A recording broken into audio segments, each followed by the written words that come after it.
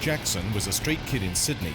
He came to Cooper Pedy in the Australian outback to visit his dad 12 years ago. The day Mark arrived, he found a piece of rough opal next to an old opal mine and sold it for $280. That small stone changed his life forever.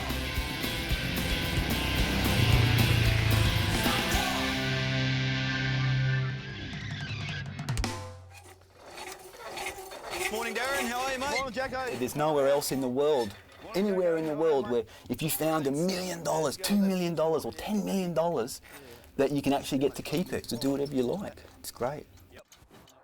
And I can just stand here on top of the hill and I can point around and go, $1 million, $500,000, $6 million, $500,000, $300,000, $600,000. Over there they found about $3 million. Around the back here, Hungarians, $300,000, $600,000, $100,000. I found $100,000 here, $500,000 over there. It's just incredible, just the money that can be in a small area. It's great. If you had a massive big bulldozer and you could bulldoze the whole lot, you'd be laughing. You can peg a claim and you might find nothing in it, but then again you might find $1 million. That's just the rush of it all, you know. That's what we're all here for. We all want the $1 million claim. Let's hope. Let's hope. We started working here about 10 years ago. Mining, I was actually finding fossils years ago. Now I'm trying to find the seam opal. The thrill of actually finding it is the greatest part. When you put all your hard work into it, spend all your money trying to find it. You hear all the rumours of all the other people finding big opal, big money. And it just gives you this thrill, it gives you this feeling like, yeah, you know, I want to be part of it. I want to find some of this. I want to make something with myself. And touch wood, this is my lucky spot. If you come through here, we can see where the opal that I found here, there's a beautiful, big, massive seam. It's fantastic. And right here, we found $250,000, just right here. It was so thick and juicy and green, red, and every colour that you can think of. And the feeling was just the best feeling I ever had. It was, I nearly started crying. It was so emotional, working so hard just to find the opal. You don't find opal every day, but just the fever it gives you, the thrill it gives you when you have the find, the big find. Everyone wants the big find, $1 million, $1 million, but I'll take the $250,000. That's beautiful for me, mate. George, the desert fox Aslamatzis, and his wife Judy once owned Mark's claim, but moved on. The $250,000 might have been theirs if they'd kept digging. Out here, in the vastness of the opal fields, a fortune can be missed by an inch. Judy, come on. For good luck, where you like it. Tell me. And if the opal doesn't come up, I break your head. Come on, show me, Judy. Judy is a lucky woman. First of all, she's lucky because she got me. Secondly, she's lucky. Come on. Oh, shit. Every time she goes to bingo, she wins something. Where you like it, Judy? Right here. Oh, okay. Whatever you say, where you like it? Just here? Just here. I don't like a cross to make a cross because I don't believe in crosses, just I make one circle. Are we The still inside the planet. claim here? We're on the border. Yes, it's ours, the planet, rayon. Beautiful. Come on, Georgie.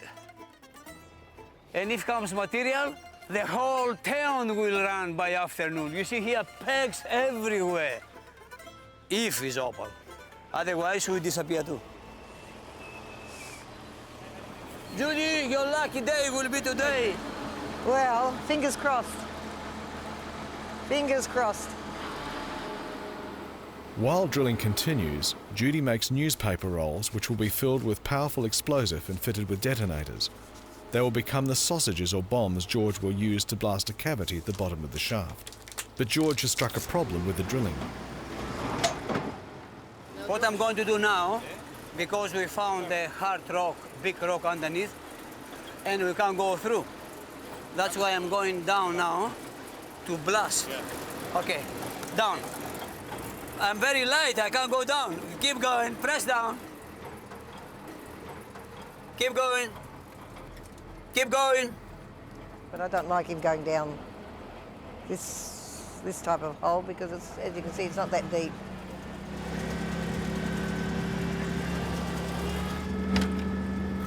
George has lit a 2-minute fuse, but still wants to get clear as quickly as he can.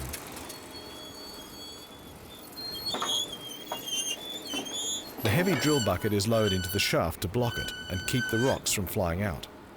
Always I hold my ears just in case, you know. Made you jump, didn't it? Oh, dear. The shaft is clear. Now they can drill down to the Opal level, 30 metres below the surface. Judy mark this shaft. If it's no opal, better tonight not come home. She goes to sleep somewhere else. I'm only joking. If it was easy, everybody would come here. And then again, to live in Kubabidi, you don't have to be a normal person like everywhere else. You know? You have to be a little bit twisted. We'll get a couple of more buckets. But the way the shaft looks, I don't think Judy come home tonight. That means I don't have to cook tonight. A couple of kilometres away, Mark seems to be having better luck. Oh, that's what they call the sound of money. So I'll just patch it with a pick.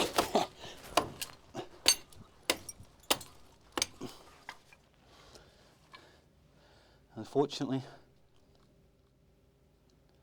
it's potch. I think our luck's going to be up on the top, Darren, where the colour is, mate. You got the big money there, have you, dude? Okay, I'm back in there. See, what happens is, you can have $100,000 worth of machinery, but the only way you can dig it out is with a pick and shovel.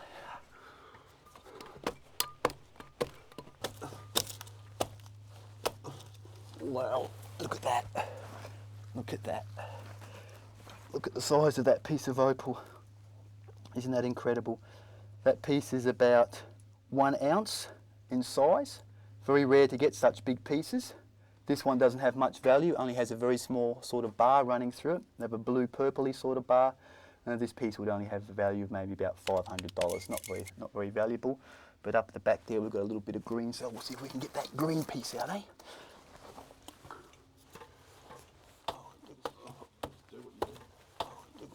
Darren! Green crystal. Chunks. Come in, mate. Have a look in here. Look at that for a seam of opal, eh? Look at that green up there. Isn't that nice, eh? Beautiful, eh? Now, if that goes down into that seam, dude, yeah. Your night shifters wouldn't be happy with that, would Nah, they, Jacko? I think we've got some beer money today, Darren, eh? What do you reckon, buddy? Yee-hoo! Let's go. Let's see Pick some of that out, mate. Let's see what we can noise, Let's see what we can do, eh?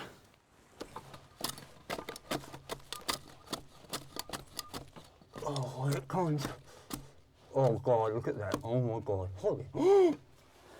And I'm not joking. It's green crystal.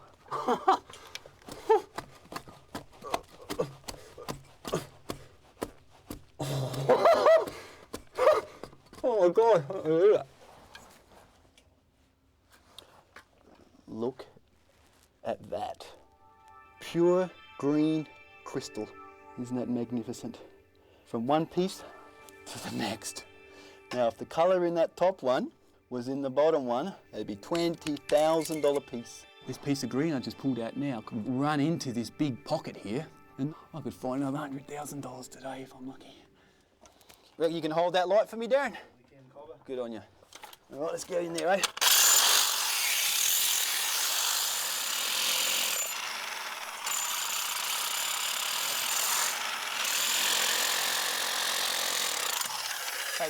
Hey, you know, this can do anything, you know, mate. We could actually be back on it again, you know. Well, We could be on the money, mate. Come on, baby. And see that? Just from nothing, it went to something, and then back to nothing. Meanwhile, George prepares to blast again. I'm going to drill a few holes there because Christmas coming, and I have to find some opal to eat some turkey Otherwise, we eat olives from Kalamata for Christmas. There's a few traces here. Maybe I will get something. This is what we call a takamane.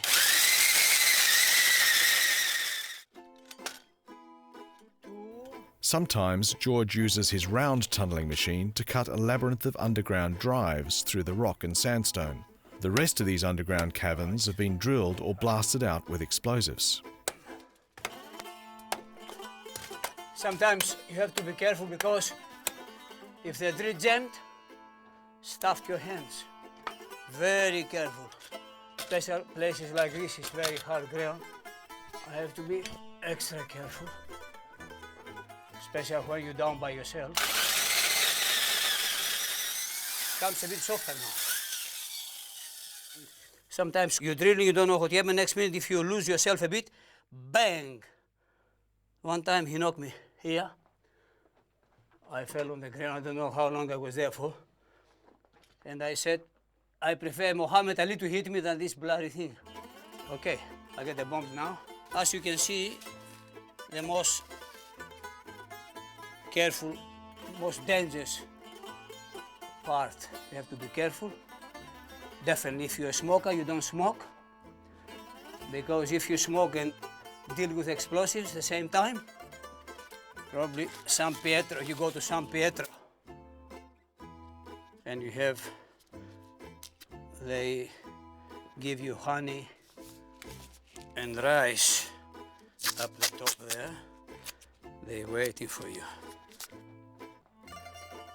What I'm doing now, I'm joining the explosives, the bombs, which Judy make upstairs with a detonator. By the law, you're allowed to have hide bombs and the time. But as you know, under here, you got your law, my Carlitos law, they call it. I am scared of the gases, the poisons inside the bombs that once they go off. I think they should be upstairs when that goes off. But you can't talk to men. Men know everything. So you've just got to accept it. Start the blower. Started? Yes. Start the blower. Okay. I start the blower because I stay under. And I hold my ears, open my mouth, and they go bang, bang, bang. The blower is a giant vacuum cleaner that sucks dust, rocks, and most importantly, the dangerous toxic fumes from the explosives to the surface. It is dangerous, but as I said before, you have to be careful. Every job is dangerous. You have to be careful as much as you can.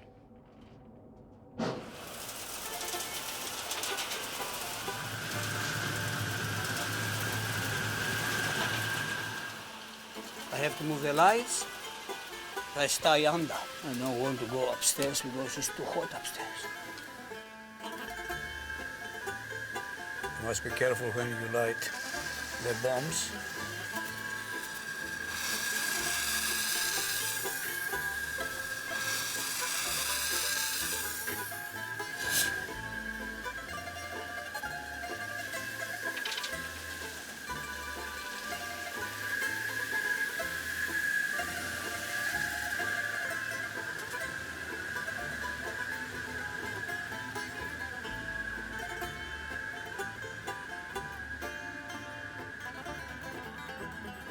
You have to be extra careful because this bomb here, if you put in the house, can blow up after a couple of seconds. You don't see the house anymore.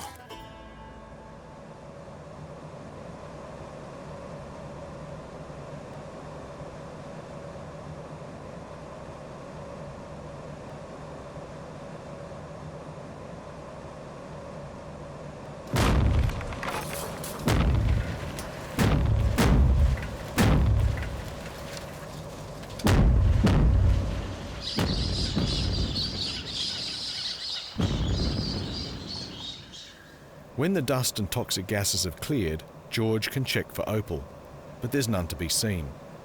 It might be time to move on to another claim, like he's done 100 times before. Meanwhile, Mark and Darren have been finding some small pieces of opal called trace, so Mark is confident some bigger pieces are just around the corner, but prefers to use a tunnelling machine rather than risk the dangers of explosives. Time for the big money today, Darren. No worries, Mark. When you're using the tulling machine, it's got all these teeth on it, and when you're cutting through the ground, it sounds really dull, but when you hit the opal, it sounds like glass smashing. It's the sound that all miners dream about, the sound of opal. See the opal down there? Let's go and see what we can find, eh? Look at that stone, man.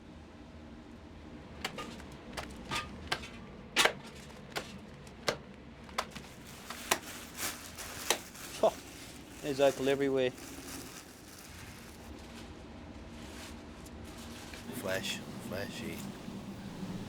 Nice red. Well, Jack, I'd like to stay here and go through this crystal with you, but I think I'd better go upstairs and check that weather, mate.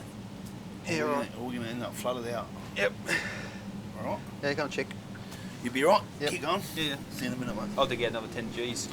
Another 10 Gs. Very nice. Another 10 Gs? That day they pulled 50 Gs out of the wall. There is a massive storm brewing.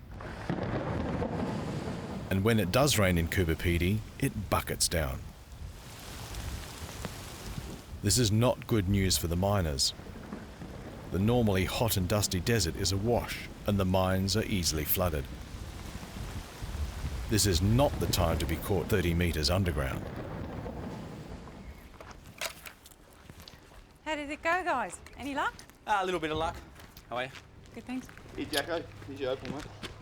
Gotta go. Got tourists coming. No worries. All right, have a good afternoon, Darren. Have a good tea. It's actually very hard because, you know, I love my wife and she loves me, and she comes from Switzerland, which is just the most beautiful country I think I've ever seen. And to live here in the desert must really prove to me that she really loves me deeply. So we've got some cleaning to do, Karen. When I first met Karen, I was borrowing $5 off her just so I could go and buy a beer because I was that broke. Then slowly I built up my business, and in one day your life can change so much just by just finding a little stone. It's incredible. Some people say Opal Fever is better than sex. Do you agree with them? No, but that was a hard question. But when I found the big money, yes, better than sex any day. Sorry, love. But yeah, it is. It's better than sex any day. I'd love to have a big garden, but at the moment that's my garden for vegetables. So all I'm going to do, you just sprinkle just a little bit. If you put too much, it'll burn. So I just sprinkle a little bit over the top. Nitropill is fertiliser for gardens. We use it to make bombs. We mix it with diesel, but we don't mix it with diesel on the plants. Otherwise we end up with no plants, just roots dead.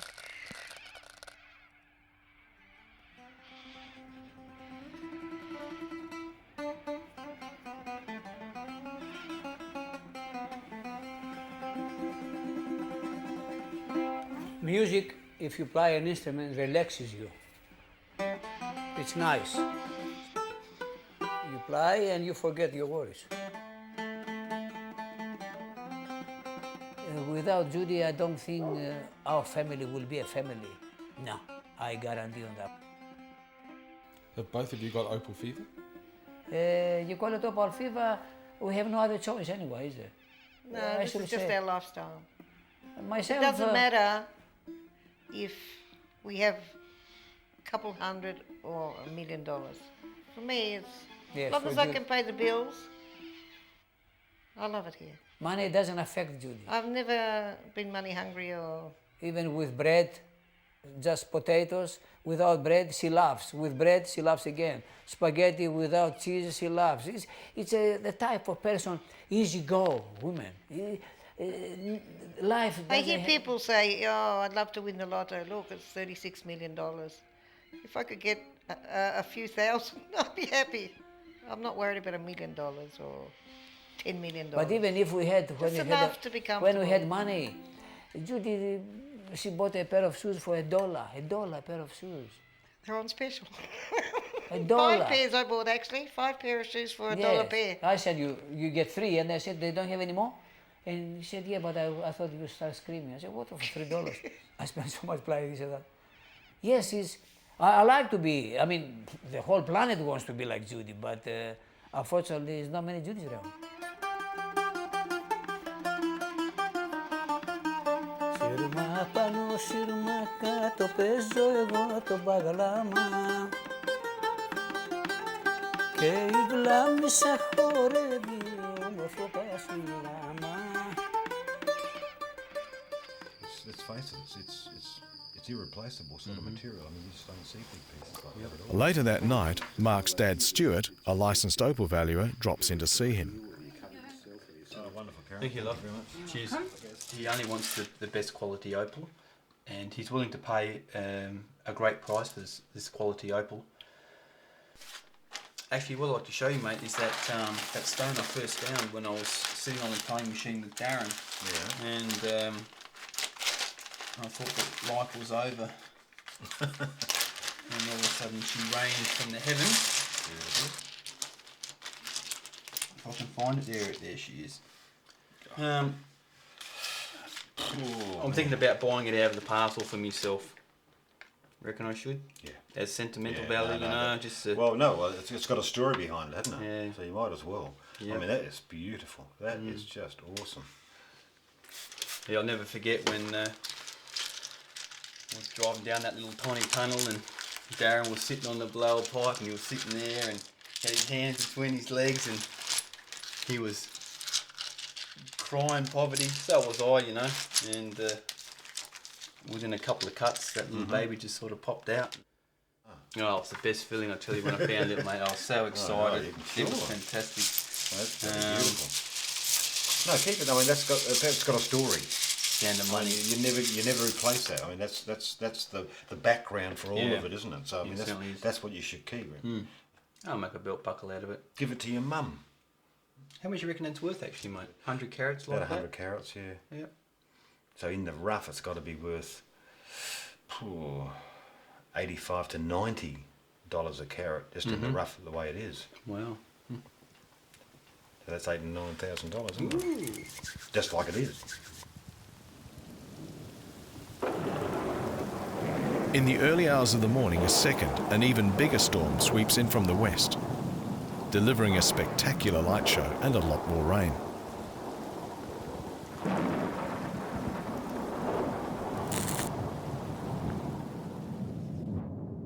The stormwater could have flooded Mark's mine, completely submerging his tunnelling machine in muddy water, and repairs are always costly.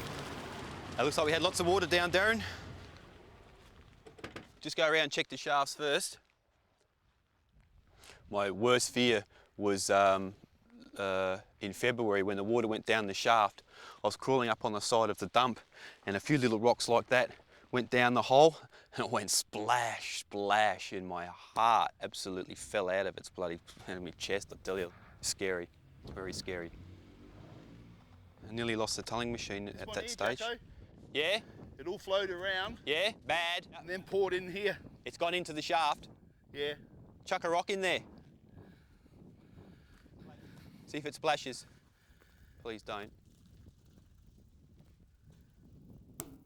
Nah, she's clean. It's muddy. Yeah, it's muddy, yep. As much as we like rain in the desert, I particularly don't like it at all. Looks like we're not working today, mate, but yeah, well. Ah, never mind, Jacko. It's always tomorrow, eh? Yeah, mate, we're still alive. It's the main thing. My buddy Harley can wait a day. Let's get the shit out of this bloody desert. Let's get out of these bloody flies. The more work you do, the more tunnels you do, the more sandstone you see. Murphy tells you, bang, one day, stick with it, you're going to find it. And hopefully I can retire at 40 and live an easy life. This is VY base to all mobiles. Casualty is underground. Possible head injuries. Over. I think the worst thing that can happen is that you go out and find it's somebody you know. Can you send the following equipment down in this order, please? I need the emergency bag. Suspected back injury and internal bleeding. We're going to get you out soon, okay? Okay, we'll tighten these up from the chest down. And sadly enough, about 50% of our accidents are fatalities, but you're always hoping that you'll be able to pull it off and save someone's life.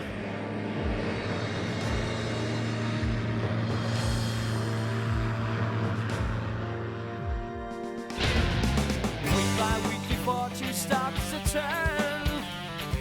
Day by day your fever starts to burn. And Opal Town, hey. Listen closer, can you hear?